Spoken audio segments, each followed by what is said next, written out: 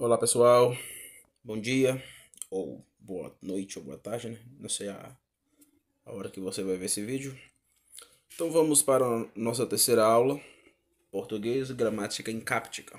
Hoje eu vou apresentar aqui algumas teorias e nós já vamos começar a abarcar algumas nuances da própria gramática de modo mais profundo, né? Primeira aula a gente deu uma introdução, segunda aula eu trouxe alguns pontos elementares, como cristão que olha para a linguagem. E terceiro ponto, a gente vai começar de fato a adentrar novamente, né, como a gente fez na primeira aula, alguns conceitos técnicos da gramática. Só que antes disso, eu quero apresentar uma teoria que eu desenvolvi a partir dos meus estudos do filósofo Olavo de Carvalho. Provavelmente você já ouviu falar dele, é alguém muito polêmico, odiado por muitos, amado por muitos também, né? E como cristão a gente tem que ser, vamos dizer, maduros. A gente vive hoje, por exemplo, numa polarização onde as pessoas não conseguem analisar a realidade criacional. Veja, há um conceito teológico cristão que é muito proeminente que a gente deve entender, que é o conceito chamado de graça comum. O que é a graça comum? Graça comum é a ideia de que todos os seres humanos estão debaixo da graça de Deus, consequentemente, todos os seres humanos, seja ele cristão ou não cristão, estão produzindo verdade. Então, vamos colocar aqui dois exemplos. Olavo de Carvalho, ele é conhecido como alguém de direita pela mídia, pelos seus detratores, né? É guru, direitista, fascista, etc. E essa percepção é uma percepção que faz o imaginário de muitas pessoas. Muitas pessoas. Então vamos pegar aí a figura do Olavo de Carvalho. Outra figura proeminente no debate cultural, por exemplo, vamos colocar aí, por exemplo, vou citar aqui dois. Na verdade, vou citar só um, Paulo Freire. Provavelmente você já ouviu falar do Paulo Freire. Então veja, Olavo de Carvalho e Paulo Freire são dois seres humanos que possuem a imago Dei, isto é, a imagem e semelhança de Deus, independente da desordem que dá, isto é, independente da doutrina da queda, mas independente disso, ambos estão ali produzindo verdades, quer queira, quer não. Então, se você olhar para a obra de Paulo Freire, por exemplo, eu discordo do materialismo histórico dialético dele, até porque acho que é uma teoria reducionista, né? A teoria do marxismo é uma teoria reducionista. Eu acredito que o Karl Marx acertou em muitos pontos de análise do capitalismo, porém, o escartão dele fere com o nosso escartão, até porque a escartologia marxista, se você acredita nela e você é cristão, tem algum problema aí, porque vai entrar em choque. Mas isso não anula por meio da graça comum, isto é, por meio da vontade soberana de Deus, dele acertar. Então ele acertou em muitas coisas onde ele analisou o sistema capitalista. E quando eu vejo, por exemplo, desordens no sistema capitalista, desordem por causa da queda. Não é por conta do capitalismo em si. O capitalismo em si não é o problema é o próprio homem. O homem que mete a mão por meio do pecado, da desordem. Então, precisamos hoje de uma visão totalmente cristianizada para olhar para tudo. Então, por exemplo, Karl Marx pode ter acertado, Paulo Freire pode ter acertado, justamente por causa da graça comum. E, consequentemente, isso vai acontecer também com o Olavo de Carvalho. Vamos supor se você não goste dele, você odeia ele. Se você é cristão, tem um problema aí. Por quê? Porque você não pode demonizar e nem divinizar ninguém. Lembra da teoria da filosofia quadrante? O cerne da sabedoria consiste em conhecer a Deus, conhecer a si mesmo, conhecer a realidade, conhecer o outro.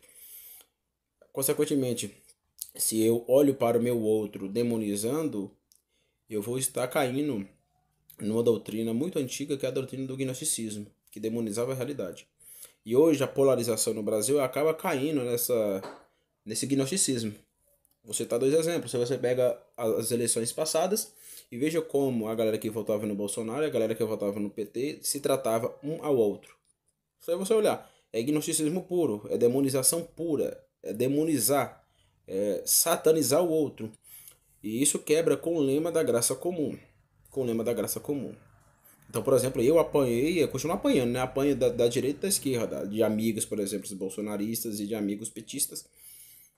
De um lado, os me chamam de fascista, do outro lado, os me chamam de conservador. Então, para você ter uma ideia. Por quê? Porque eu sou firme naquilo que acredito. Eu não sou. Eu não posso ser reduzido a uma figura política ou a um politicismo cinzento. Não, eu sou cristão. Eu não, antes, se é de direita ou de esquerda? Não, nem de direita nem de esquerda. Eu sou cristão. A partir do cristianismo eu vou analisar tudo, inclusive a direita e a esquerda. Né? Por que eu tô falando sobre isso nessa aula, né? Português, Anderson?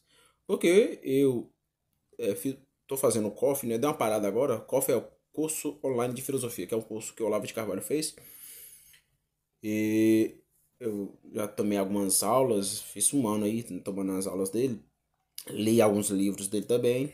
E estou absorvendo algumas ideias no campo da filosofia. Então, o Olavo de Carvalho, ele é um filósofo. Ele é um filósofo. Ele tem teorias inovadoras no campo da filosofia. O que é filosofia? É o filósofo, por meio da sua consciência, olhando para a realidade, descobrindo ali verdades daquela realidade. Que realidade é a criação. Só é você substituir realidade por criação. Gênesis capítulo 1, versículo 1. No princípio criou Deus os céus e a terra. Isso é a criação. Isso é a realidade. Então, o Olavo de Carvalho tem verdades. Por quê?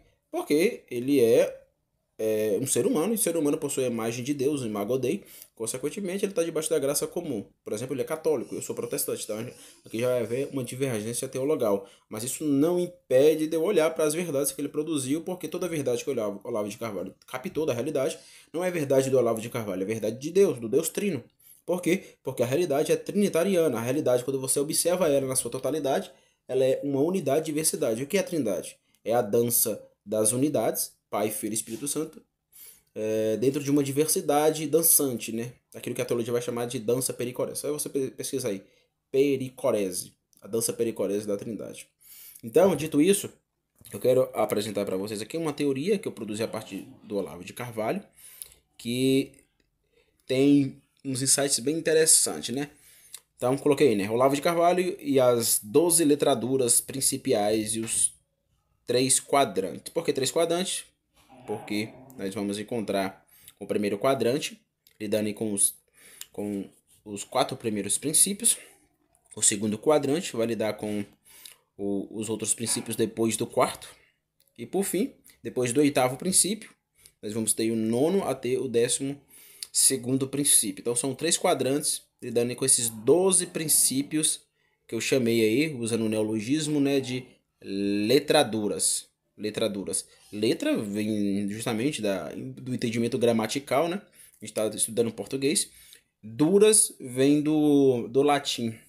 Tem uma expressão no latim que diz dura lex sed lex. A lei é dura, mas é lei. E toda lei é lei em Deus. Todas as leis são leis em Deus. Então, Deus que criou. O que o cientista ou filósofo faz? Ele capta da realidade essas leis. Mas o verdadeiro criador é o Deus Trino, Pai, Filho e Espírito Santo. Então, eu quero apresentar hoje essa teoria do Olavo para vocês terem um entendimento do peso do estudo da linguagem ou do português, né? E como isso vai para além da, da questão de estudar gramática. Ah, vou comprar aqui um livro de gramática, vou estudar de modo que minha pessoa venha memorizar tudo. Não, não é só isso. Não é só isso. Não adianta você dominar as técnicas gramaticais, saber onde se coloca, isso é importante, claro, onde se coloca, onde a gente observa, por exemplo, um sujeito no horário. Então não adianta dominar sujeito, verbos, dominar a gramática no seu sentido tecnicista, se você não for para de fato o jogo jogado. Então a gramática é uma espécie de treinamento. Você vai treinar, mas, por exemplo, ir para o mundo da literatura é entrar no campo. Então o jogador de futebol ele passa a semana toda treinando, mas o jogo jogado, onde vai valer ponto, título, é outra coisa. Então a gramática serve para você treinar, mas o jogo se dá a, a, a entrada no campo, né, real se dá quando vamos até o mundo da literatura. Que a gente vai entrar, mas não agora, não hoje, não esse mês provavelmente, né? Vai demorar até a gente chegar no mundo da literatura. Com isso, eu quero apresentar aqui essa teoria, começando pelo primeiro princípio de dominação. Eu falei lá dos princípios de temor, e agora eu vou tratar de outros princípios. Essa teoria aqui eu construí a partir de aforismas, ou seja, frases curtas que o Olavo de Carvalho tratou sobre o mundo literário, né? O mundo da literatura, da ficção, da poesia e assim sucessivamente. Então, dito isso, vamos para o primeiro princípio. Qual é o primeiro princípio, Anderson? Como você está vendo aí no slide, é o princípio de dominação. O que é o princípio de dominação?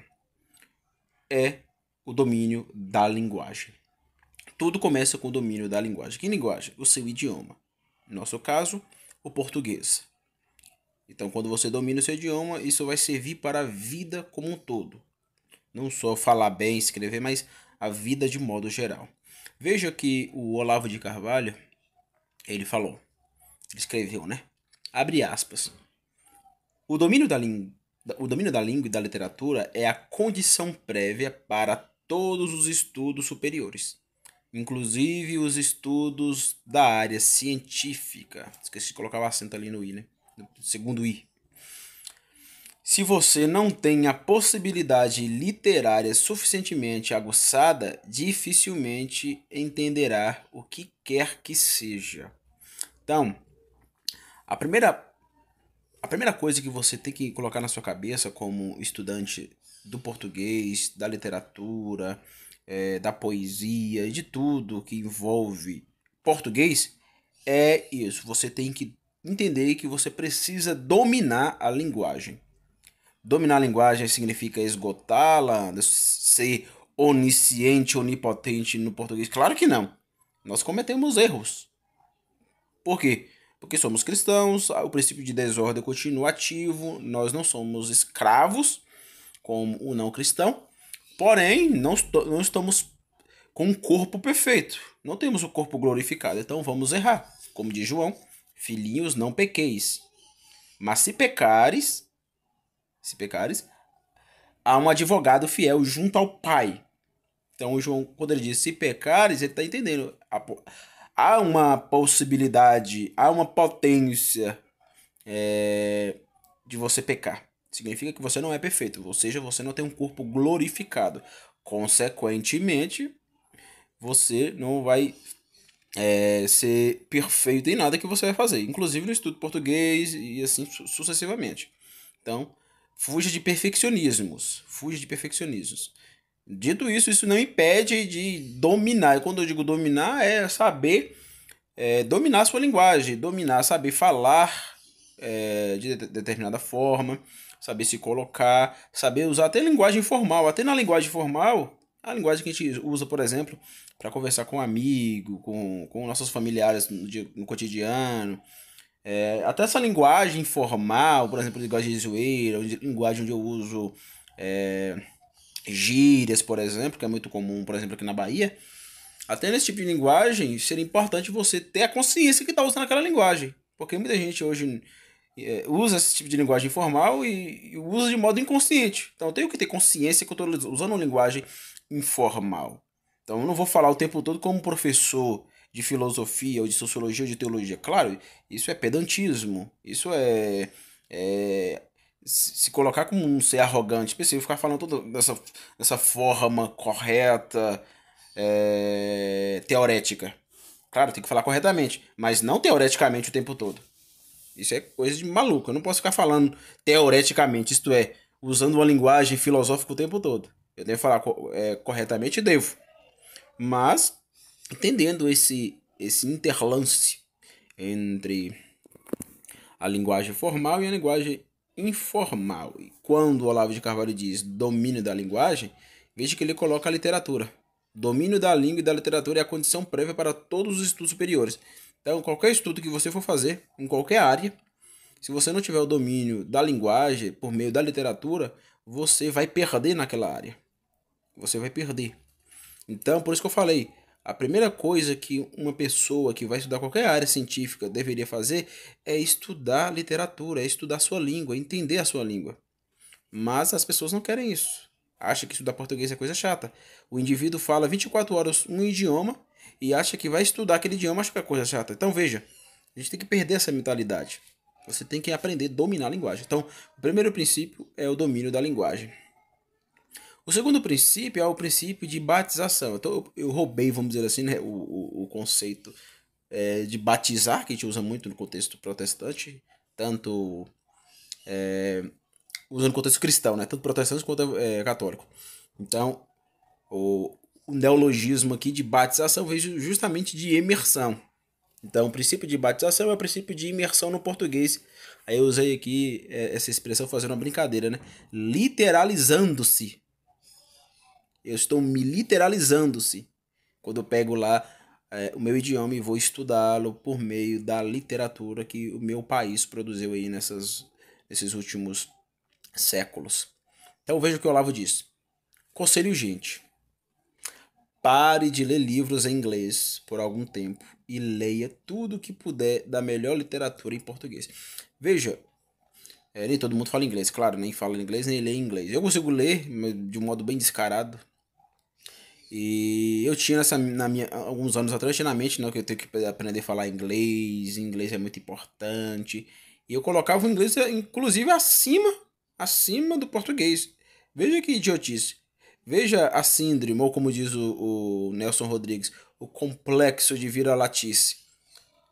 O nosso idioma é um idioma extraordinário. Sabe quem nosso idioma teve? Nosso idioma teve Camões. Nem na literatura inglesa, que tem Shakespeare, por exemplo, aí, né, um dos maiores nomes do ficcionismo, nem Shakespeare chega ali nos pés de Camões. Camões está no mesmo patamar. Vou usar aqui como a expressão do Bruno Henrique. Bruno Henrique ele diz, né? O Flamengo está em outro patamar. Vou pegar essa palavra, outro. Então, Camões está em outro. É outro patamar. Camões está no mesmo nível de Virgílio.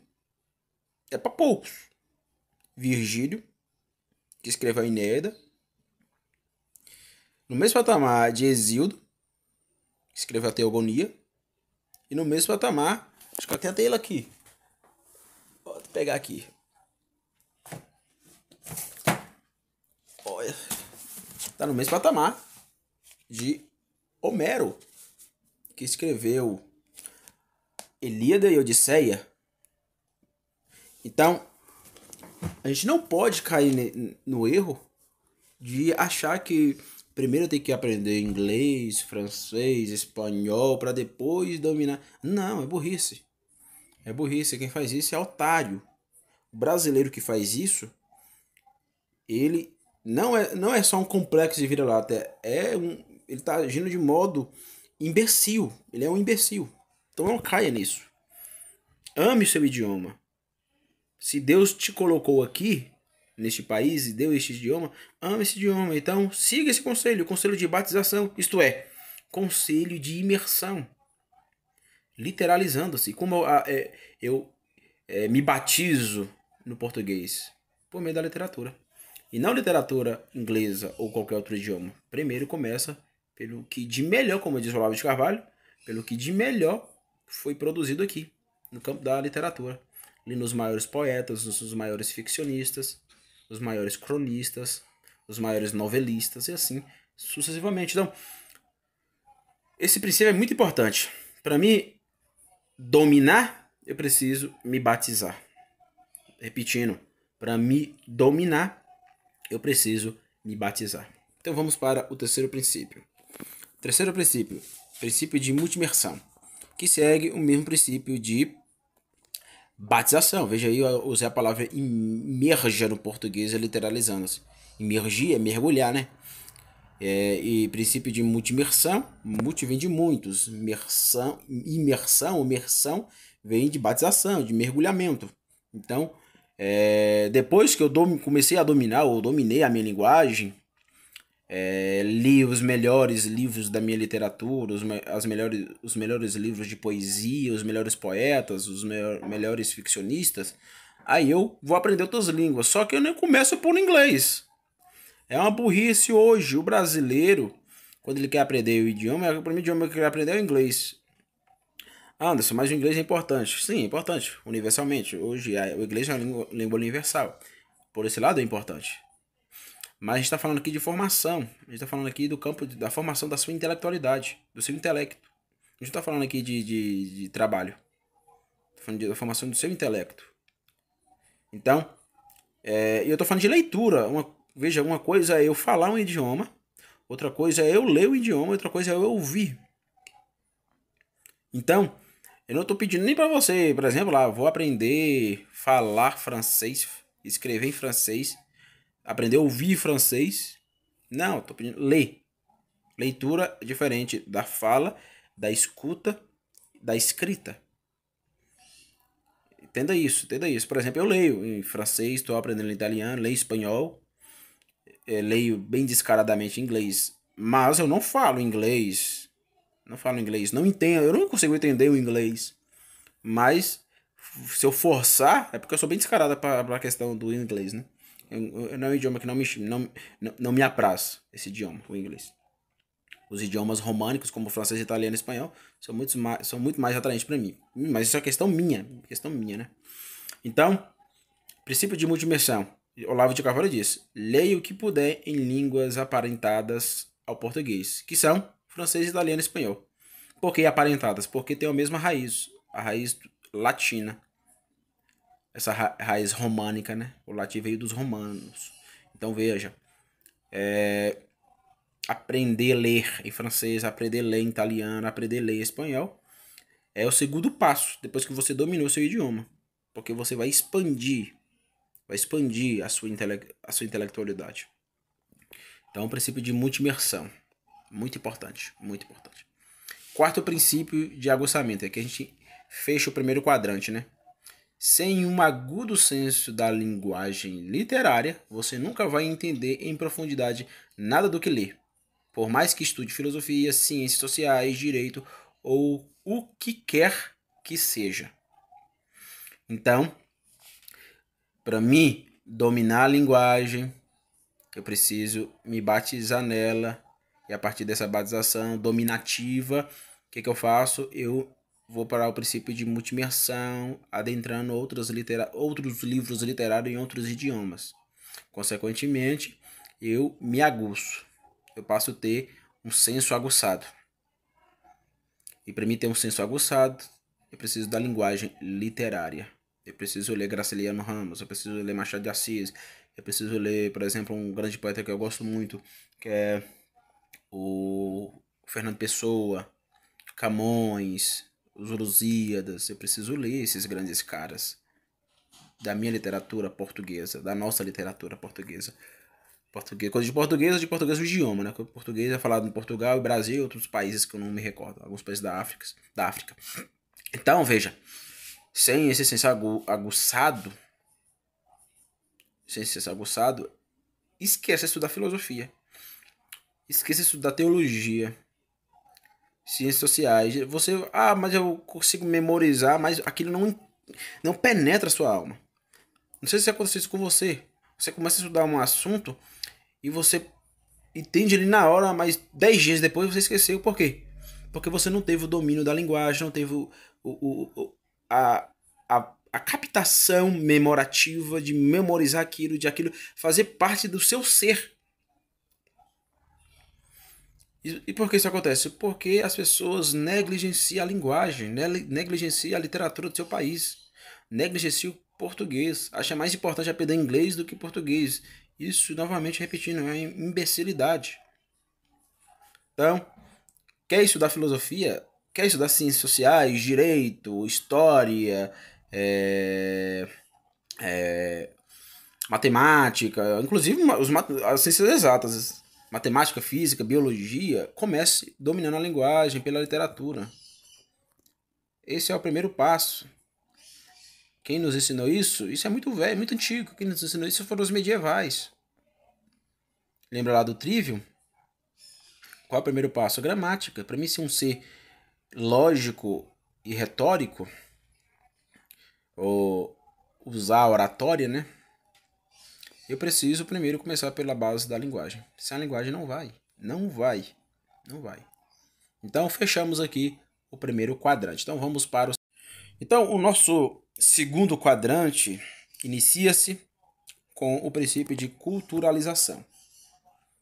O que é esse princípio? Esse quinto princípio, nesse segundo quadrante, é a entrada na casa da alta cultura. O que é alta cultura? É aquilo que de melhor foi produzido naquele campo. Por exemplo, pega um campo da história. Lá você vai encontrar os grandes historiadores. Aquilo é a alta cultura da história. Pega o campo do direito, pega os grandes juristas, as grandes teorias jurídicas. Lá é o campo da alta cultura jurídica. Pega o campo da teologia e veja os grandes teólogos que o Ocidente produziu, seja no protestantismo ou no catolicismo. Lá é o campo da alta cultura teológica. Pega o campo da filosofia e veja os grandes filósofos que produziram várias teorias aí nesses quase 2.500 anos. Lá é alta cultura. Então, a alta cultura é aquilo que de melhor foi produzido naquele campo, naquela área. Isso vai, por exemplo, para música, para escultura, cinema. Então, todos os campos hoje que têm algum impacto cultural possuem um nível alto. Esse nível alto é chamado de alta cultura. Alta cultura. Então, veja, o Olavo ele vai dizer o seguinte, aqui novamente, entendendo a alta cultura, levando para o mundo literário. Ele diz: nenhum filósofo jamais escreveu uma só linha que fosse para um público sem cultura literária ou treinado somente no academias vulgar, né? O academicismo. Então veja, ele usa aqui o termo filósofo, né? Mas a gente pode usar para todos os teoréticos. Como assim teoréticos? As pessoas que estão produzindo ciência, ou é formada em alguma área, ou tem interesse em alguma área, de modo, vamos dizer, não academicista, mas tem interesse, por exemplo, em teologia, ou filosofia, ou alguma outra área, que ele está ali para aprender, não para necessariamente ter um diploma. Então, se você tem algum interesse teorético, em qual área for,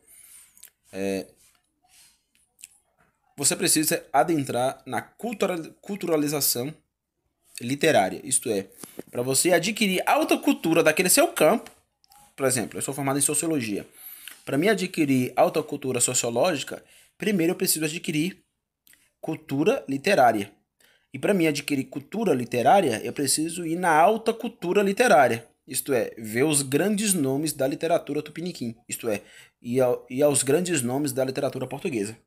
E ali treinar a minha linguagem para depois ir até meu campo sociológico, e produzir coisas, escrever e assim, dar uma boa aula e assim sucessivamente. Então, o princípio de culturalização é o quinto princípio muito importante. Veja que cada princípio um vai puxando o outro. Está aqui interlaçado. Então não tem como olhar para o primeiro princípio sem o quinto, e não tem como olhar para o quinto sem o primeiro. E assim sucessivamente. Seja voltando ou indo, né? A gente vai encontrar esse fio condutor. O segundo se conecta com o quarto se conecta com o primeiro, o terceiro se conecta com o quinto. Então há uma linha de raciocínio aqui linearizada. Então esse é o primeiro princípio do segundo quadrante, que de modo geral é o quinto, né? O quinto princípio. Vamos para o sexto princípio desse segundo quadrante, que é o princípio interpretacional. O termo aqui interpretacional vem de interpretação, isto é, de compreensão. Ou seja, é a proeminência literária interpretante. E quando eu uso o termo aqui interpretante, é o sujeito mesmo. Quando eu digo interpretante, é você. Você é um sim interpretante. Veja, você está o tempo todo interpretando o que te cerca. O que eu estou falando aqui, você está interpretando. Desde o início. Porque você tem uma formação, você teve o seu entorno, como diz o filósofo espanhol Ortega y Gasset.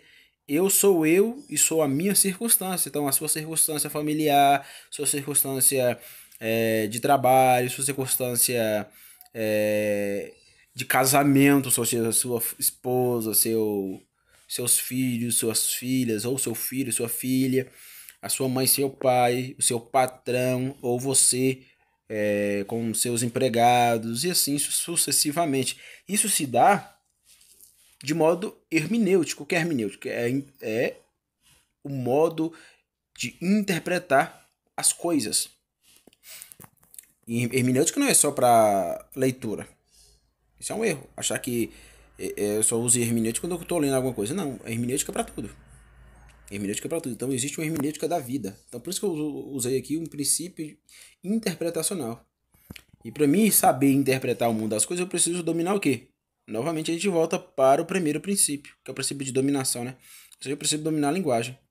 Então, para mim, ter proeminência literária e interpretante, eu preciso fazer essa imersão no mundo literário de modo dominante, como diz Olavo de Carvalho.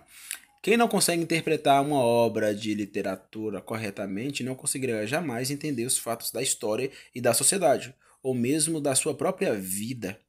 A cultura literária é a condição mais básica do entendimento. Fato. Isso aqui é um fato. Isso aqui é um fato. Para mim aprender a interpretar, eu preciso dominar a minha linguagem. E veja, a linguagem não é essa linguagem falada, é a linguagem pensada. Você pensa. Você pensa, você tem uma dimensão noética. Isto é, uma dimensão intencionalizada. A sua consciência intencional está o tempo todo vendo, visualizando o mundo das coisas. E quando você vai por meio da sua visão na coisa, você vai por meio do quê? Da linguagem falada, da linguagem pensada. E se eu não tiver um domínio da linguagem, eu vou acabar confundindo aquilo que o, o, os filósofos, né, e os gramáticos chamam de signo, significado e referente. Então eu preciso do signo, preciso do significado e preciso do referente. O que é o signo? É a palavra em si. O que é o significado? É o significado daquela palavra em si. E o seu referente? Quando eu digo assim, o leão vai te pegar. Isso é uma oração simples? É uma oração simples. Essa frase em si, ou essa oração simples em si, ela faz alguma coisa? Não. Mas o referente faz. Se você estiver em uma selva e o leão vir para cima de você, ali é o referente. Você vai querer correr, não é isso? Então, toda vez que você for usar a linguagem, por meio da sua consciência intencional, sempre olhe para o referente. Sempre olhe para o referente. E para mim deixar isso sublime, belo, eu preciso do quê? Preciso da literatura. Eu preciso ler os grandes nomes da literatura. Vejo que o tempo todo, desde a primeira aula até agora, eu estou o tempo todo enfatizando. Quer aprender português? Leia literatura. Quer aprender português? Leia literatura. É mais importante que dominar os termos técnicos da gramática. Leia literatura o tempo todo. Esse é o ponto. Esse é o ponto. Quer se educar no português? Literatura. Não tem outro. Você vai ter que aprender a ler. Ah, mas eu não gosto de ler. Ah, ler é chato. Você vai ter que botar algo na sua mente para aquilo se tornar algo corriqueiro. Então você vai ter que forçar. Vai ter que forçar. Eu não gosto de ler, eu sinto sono, force. Tire, por exemplo, aí todos os dias, tira pelo menos 30 minutos e começa a ler. Lê 2 páginas, 3, mas começa a ler. Não, você não pode se educar literariamente, saber o português sem literatura. É muito importante. Então esse princípio interpretacional é outro ponto que se coaduna com os outros pontos. Para mim saber interpretar minha vida, minha história, a sociedade que eu estou, eu preciso dominar a linguagem. E para mim dominar a linguagem eu preciso da literatura. Porque eu estou o tempo todo usando a linguagem. Isto é, estou o tempo todo usando palavras. Vamos para o 7º princípio, que é o princípio escritivante, que seria a proeminência literária grafial, ou seja, a grafia, a escrita, né? Veja o que o Olavo disse. Pessoas que escrevem mal percebem mal. Fato. Se você não domina a sua linguagem, você vai perceber as coisas à sua volta de modo nebuloso. Então, escreva alguma coisa e veja. Você vai ter intuição. Mas antes eu não sei português nem nada. Como é que eu vou saber se eu estou escrevendo mal ou bem? Você tem a intuição. Você é um animal racional. Você tem a intuição que está escrevendo mal. E veja, se você tem essa intuição que está escrevendo mal, pode ter certeza que você percebe as coisas tenebrosas, vamos dizer assim, né? Tu percebe as coisas com uma percepção maléfica. A sua percepção é distorcida. Se você escreve mal. Repetindo, faça esse exercício. Escreva alguma coisa. Vou escrever aqui sobre qualquer coisa. Vou escrever aqui uma introdução sobre o livro de Jó. Pega qualquer coisa, escreva 10 linhas. E tente ler aquilo que você escreveu.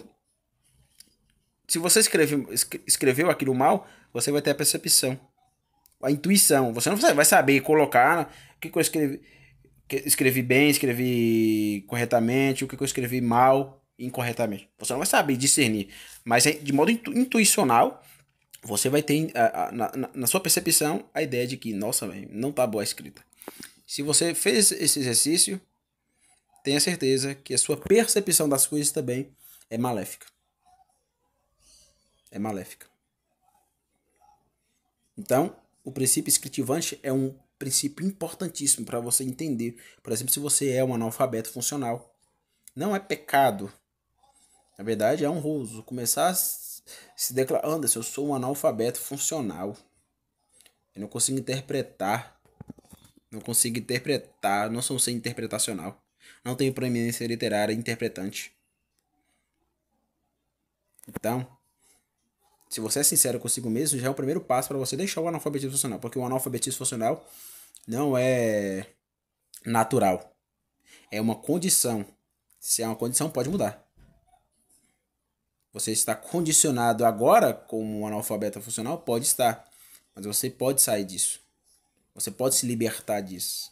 Ser justificado por meio do mundo literário. Então, pessoas que escrevem mal, como diz Olavo de Carvalho, percebem mal. Retém mal. Então, é uma coisa, eu escrevo. Se eu escrevo mal, eu tenho minha percepção da realidade, do mundo, das coisas à minha volta, eu vou perceber mal também. Consequentemente, aquilo que eu retenho da minha realidade, do meu relacionamento com meus familiares, com meu patrão, com meus funcionários, com a minha esposa, com seu esposo, com os meus pais, com a realidade de modo geral, vai ser uma retenção maléfica também. Eu vou reter mal as coisas. O Olavo diz: e com a maior facilidade se enganam a si mesmo quanto às suas intenções, sempre trocando os nomes dos sentimentos que as movem. Lembra lá do signo, significado é referente? O cara usa uma palavra, mas não sabe o significado. Ele até inverte. Ele sente o sentimento e ele não sabe dizer o que está sentindo. Será que você sabe o que sente? Quando você está sentindo raiva, você sabe que aquilo é raiva? Quando você está triste, você sabe que aquilo é tristeza? Quando você está tendo inveja, você sabe que aquilo é inveja? Quando você está sentindo medo, você sabe que aquilo é medo?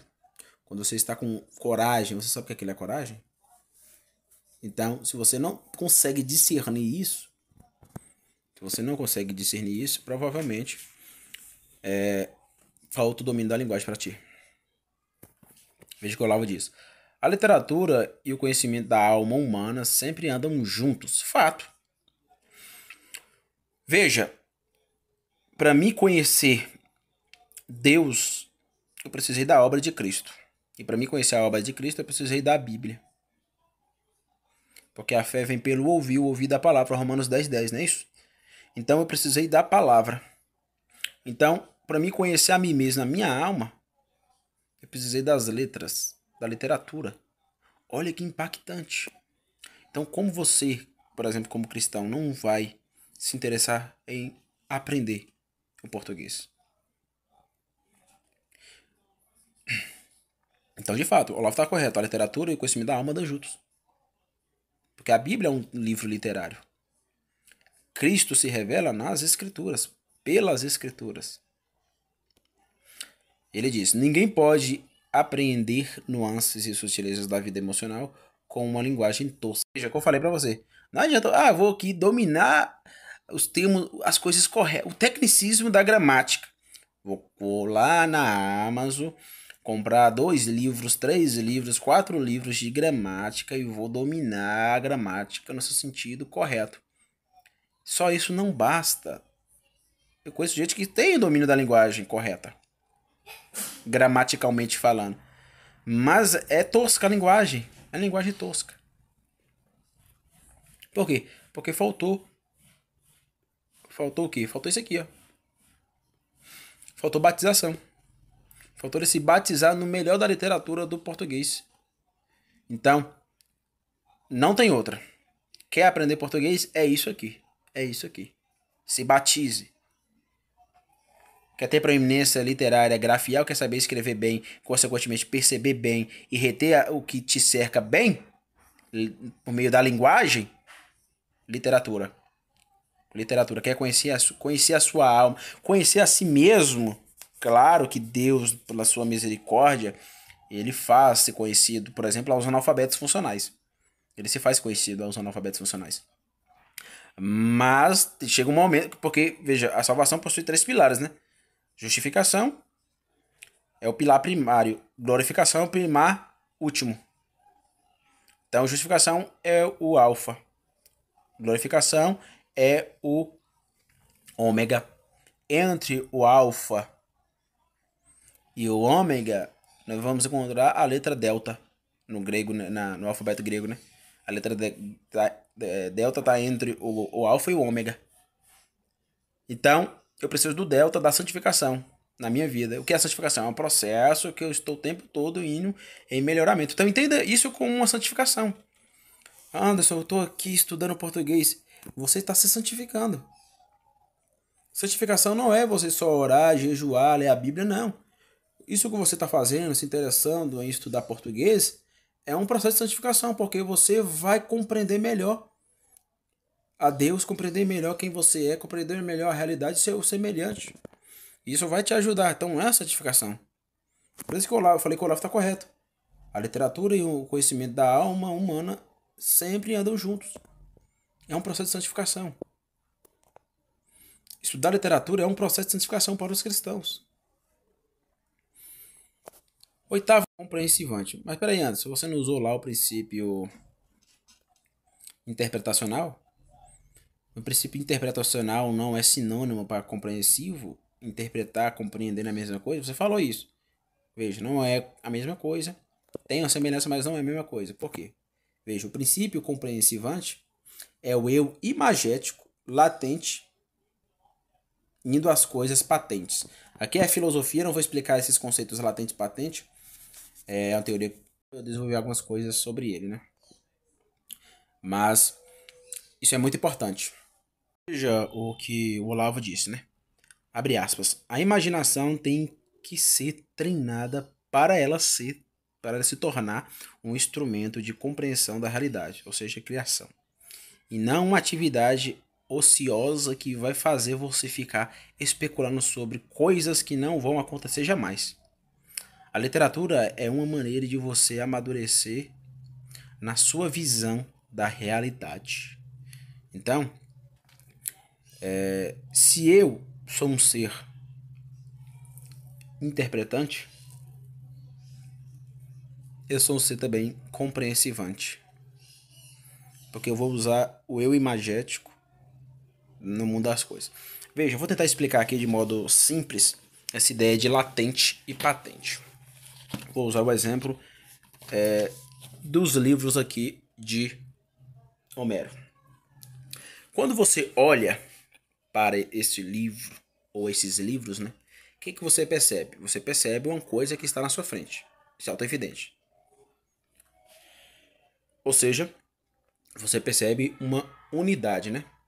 Então existe uma unidade nessa coisa que eu estou chamando de livro. E quando você percebe por meio da onde? Por meio da visão.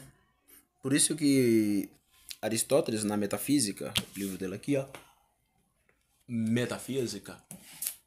Neste livro aqui, Metafísica, Aristóteles disse que o homem deseja, o ser humano, né, deseja, por natureza, conhecer.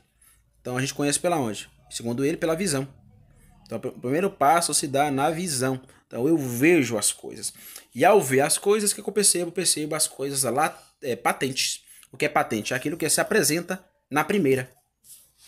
Então existe o sujeito, que é o eu da visão, e o objeto. Entendeu? Existe um filósofo chamado Russell que ele vai chamar isso de relação fenomenológica. O eu ele vai chamar de noesis, ou seja, é o eu intencional que olha para o objeto, a coisa. Aquilo que o Husserl, filósofo alemão, vai chamar de noema, ou seja, a coisa em si. Que eu estou pegando aqui, ó. E o tempo todo a gente está fazendo isso, o tempo todo a gente está observando coisas. Então, patente é aquilo que eu observo na primeira. Olha aí ao seu redor agora e observe coisas que estão ao seu redor. Isso que você está observando agora, na sua unidade geral, é aquilo que os filósofos, ou que o Olavo de Carvalho vai chamar de patência. Ou os filósofos medievais também, né? De clássicos. Aquilo que é patente. E o que é latente? É aquilo que a minha imaginação percebe. E que eu não abarco de modo total. Por exemplo, quando eu olho para esse livro, já na minha intuição, isso vai estar quase que no meu inconsciente. Quase que no meu inconsciente, perceba? Mas eu percebo, quando eu olho para esse livro, que esse livro não é um cachorro. Que esse livro não vai latir. Por quê? Porque ele é um objeto inanimado, ou seja, não tem alma ou psique, né? Esse livro não vai sair caminhando sozinho. A não ser se eu pegar ele e jogar ele aqui. Joguei ele pra lá, aí ele vai sair. Mas ele precisou da ação do ser humano. Ele precisou de um animado para agir sobre esse inanimado. Tá entendendo? Então, há coisas latentes, isto é, que estão escondidas, vou usar esse termo, estão escondidas neste livro, que está no livro, eu não percebo de imediato, mas sei que está lá. Eu sei que esse livro não vai latir, que ele não vai dormir, que ele não vai comer. Por quê? Porque é um inanimado. Isso são as coisas latentes.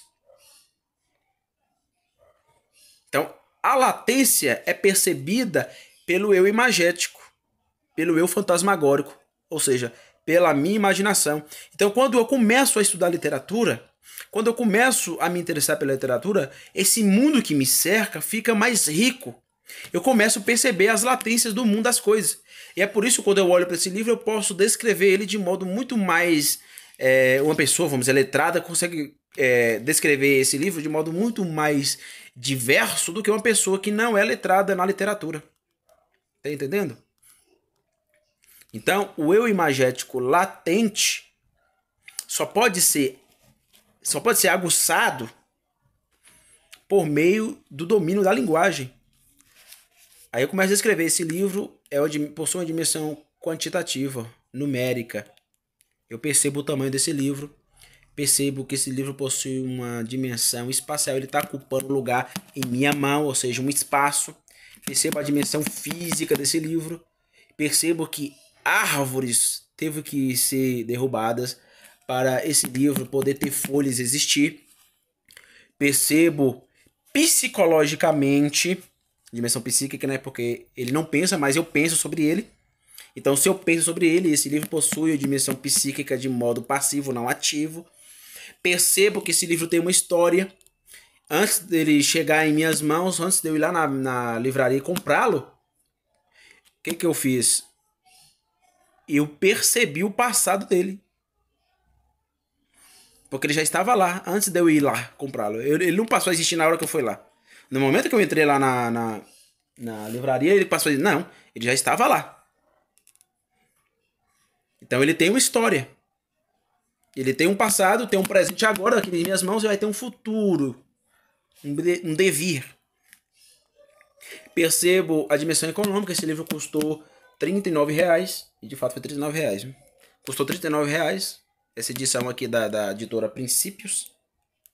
Princípios, melhor dizendo. Então eu tenho uma dimensão econômica. Esse livro pode ser usado como uma dimensão jurídica. Vai que eu pego esse livro e chego na cabeça de alguém e firo a cabeça de alguém, essa pessoa vai me processa. Esse livro vai ser usado como um objeto de prova jurídica. Esse livro pode ser usado como uma questão fideística. Vai que eu sou daquelas igrejas que unjo as coisas, salgando tudo.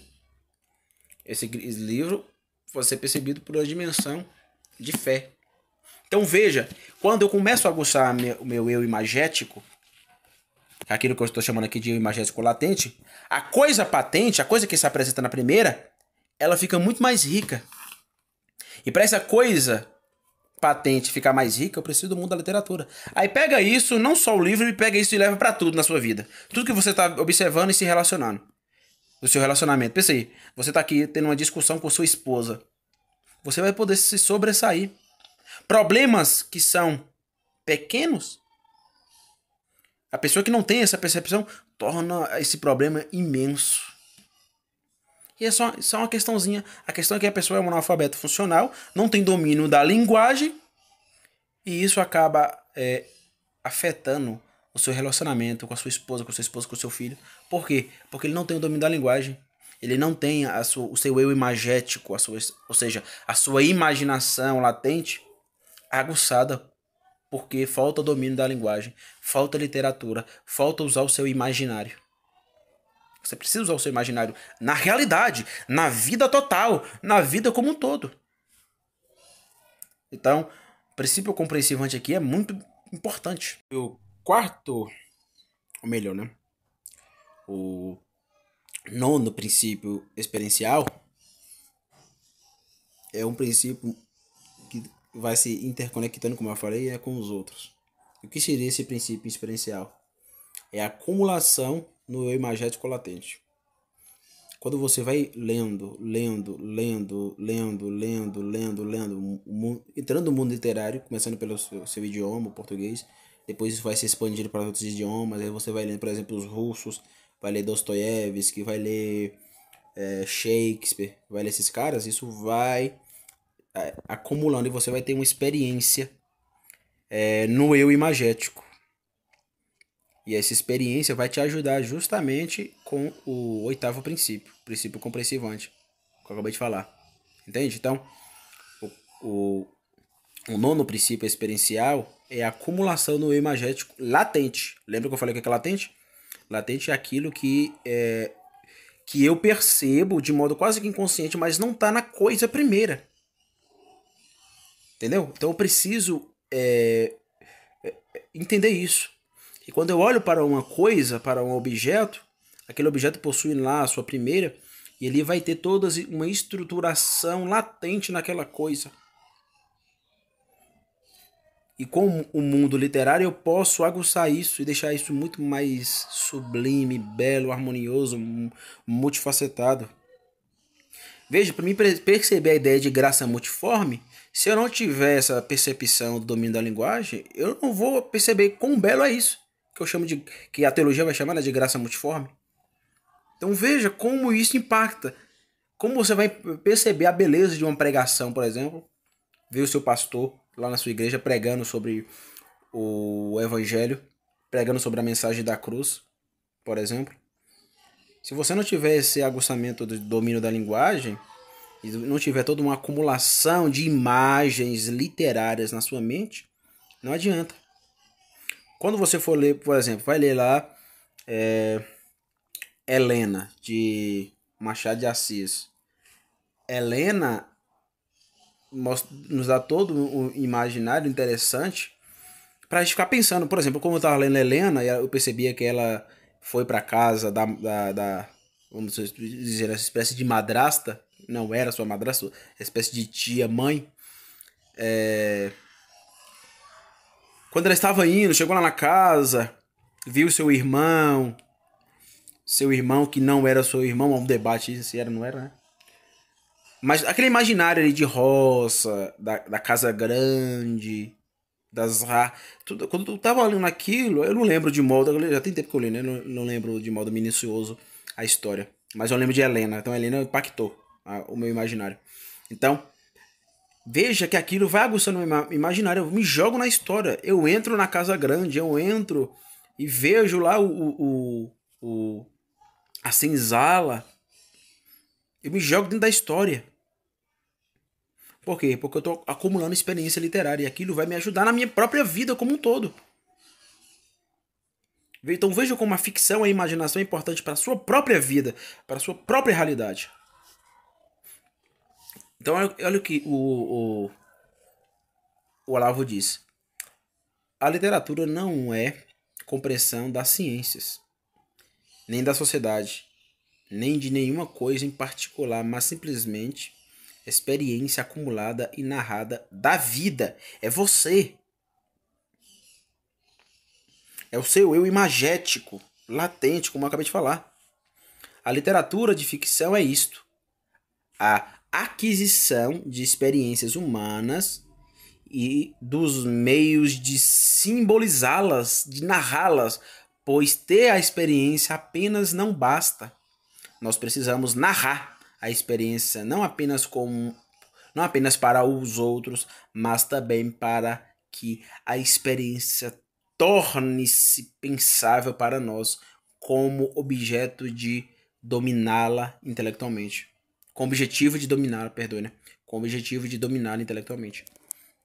Então, o Olavo aqui resume: adquirir experiência literária é dominar o próprio eu, é perceber quem sou diante de uma realidade tão rica. É olhar, por exemplo, para alguém e ver aquela pessoa está parecendo aquele personagem daquele livro. Então veja como é a importância da literatura. Muito importante. Muito importante. 10º princípio é o princípio antrodual. O que seria isso? Veja o que o Olavo diz. O indivíduo que leu 10, 20, 100, 1000 narrativas ficcionais, como romances, peças de teatro, etc., narrará suas experiências para os outros e para ele mesmo de um modo muito mais claro e direto. Fato. Eu falei para um aluno e vou falar para vocês, um aluno presencial, né? Quer ser inteligente? Esqueça tudo. Comece pelos grandes ficcionistas do nosso idioma, pelos grandes poetas. Comece pelo seu imaginário.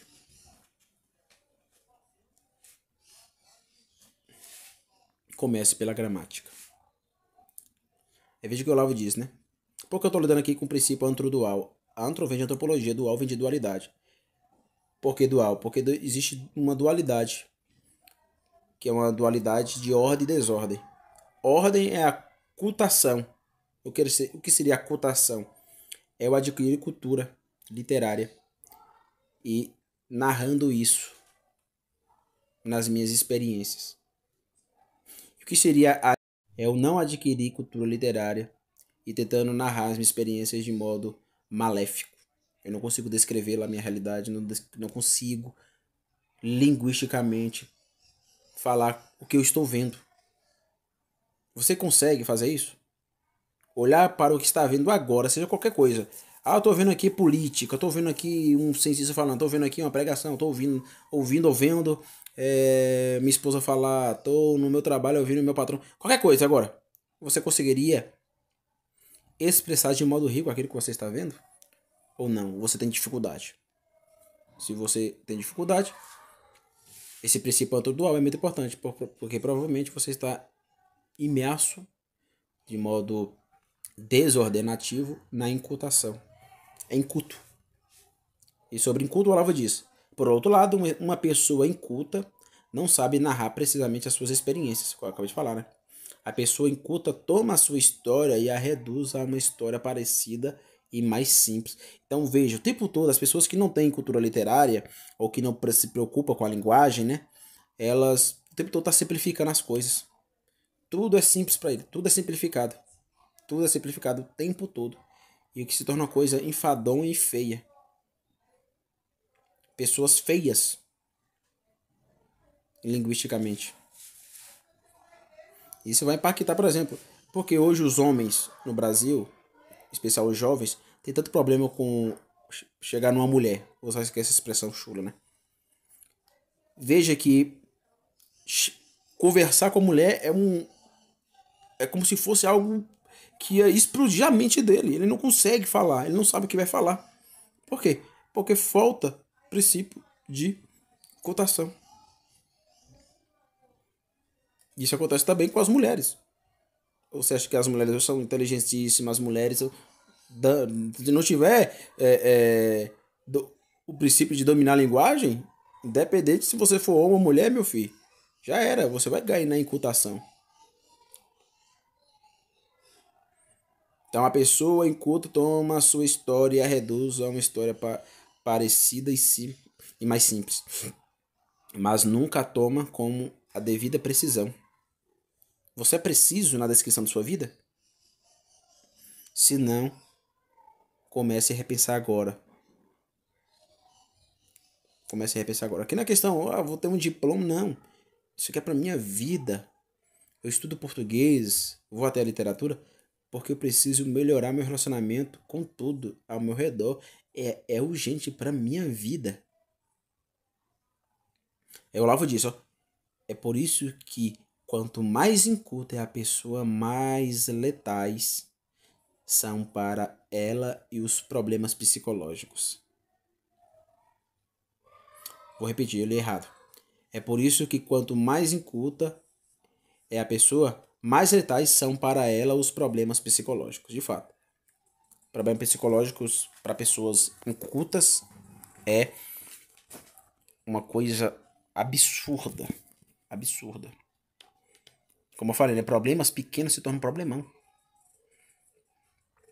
Como ele diz, ó, o Olavo diz, ó, dramas que um homem culto consideraria como ridículos levam o homem culto ao suicídio. Claro que está sendo hiperbólico aqui, né? O Olavo era bem hiperbólico. Então, onde você está? Eu vou te questionar agora, onde você está? Você é uma pessoa que está buscando a cultação ou quer ficar preso na incultação? Porque ninguém nasce culto.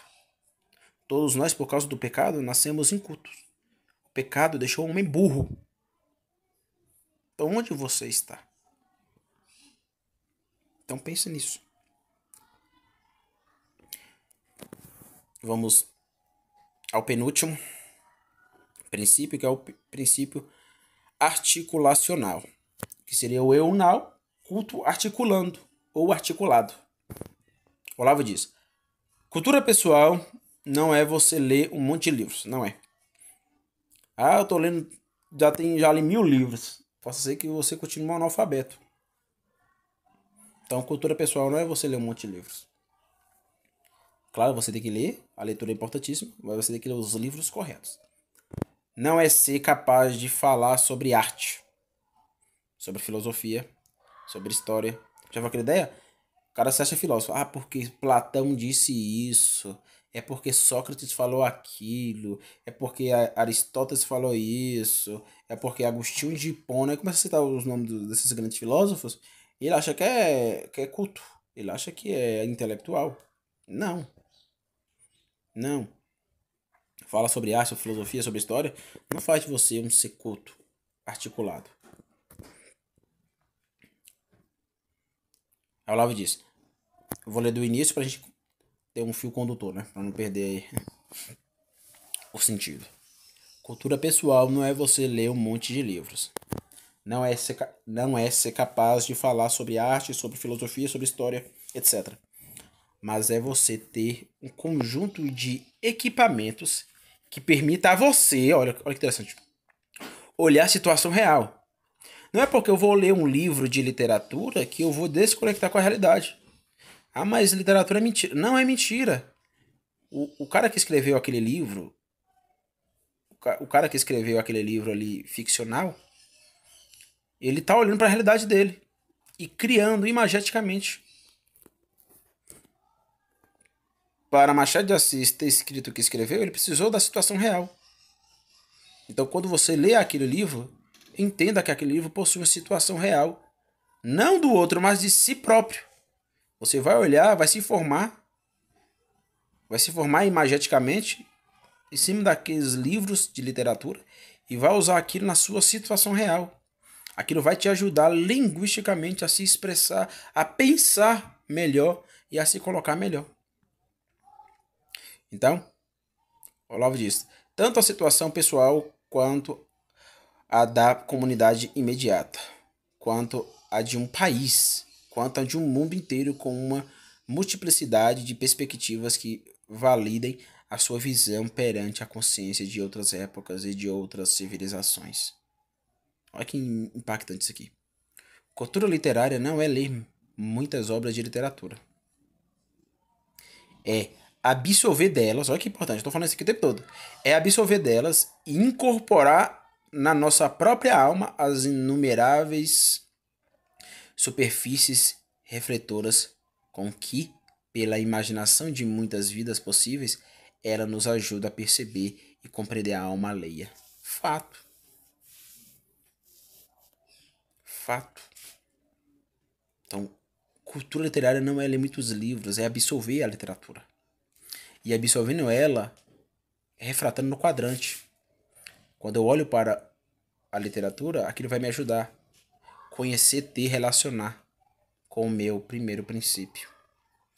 Eu vou saber conhecer, eu vou saber ter, eu vou saber me relacionar comigo mesmo. É um criacional, ou seja, a minha realidade. Consequentemente, eu vou saber relacionar com o meu outro, o meu semelhante. Então veja como a literatura é importante. E por fim, para terminar, o décimo, aqui fechando o terceiro quadrante, né? O 12º princípio é o princípio sacro-mnemônico.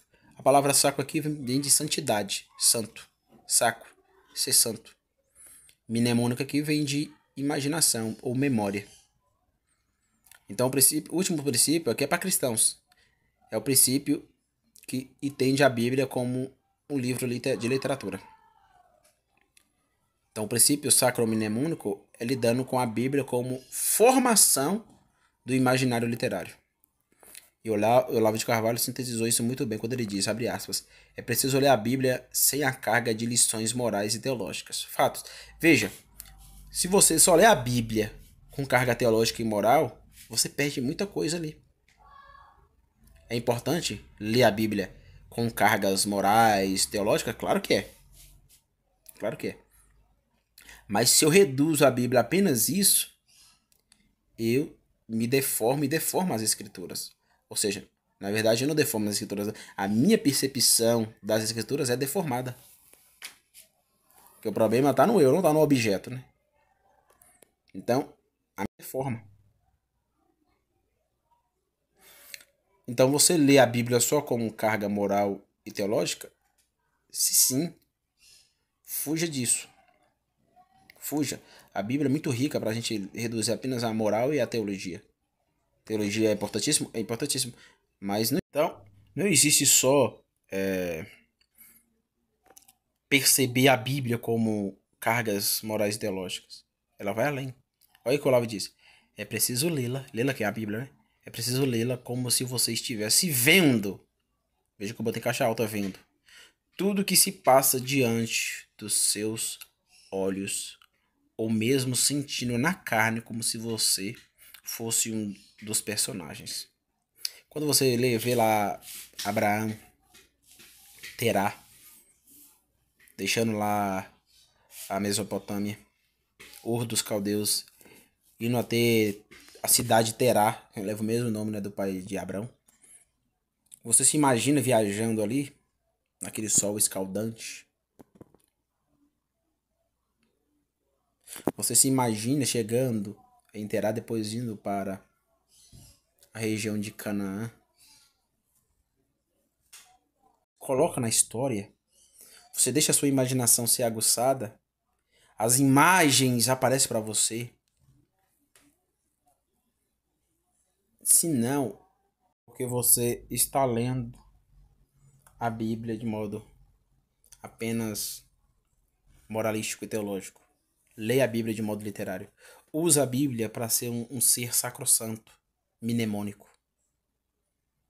Sacro-mnemônico é a memória, é a imaginação santa. É o principal livro que temos de literatura, é a Bíblia. A Bíblia é extraordinária. Então é isso, essa é a nossa aula de hoje. Próxima aula a gente adentra aí a primeira temática, que é a temática da substância. Então vamos começar a abordar as classes gramaticais e percebendo ela aí, percebendo as classes, né, gramaticais em relação à realidade. Porque o que eu quero fazer aqui é isso: pegar substantivo, artigo, adjetivo pronome e colocá-lo diante a realidade criacional. Ver a trindade diante do substantivo. Como a trindade se articula como artigo, adjetivo e pronome. Então isso é muito importante. Então na próxima aula a gente vai começar a abordar isso. Então eu falei dessa teoria das 12 letraduras justamente para chamar você para o entendimento de como a literatura é importante hoje. Então isso é muito importante, muito importante. Então, meu muito obrigado. Até a próxima. Tchau, tchau.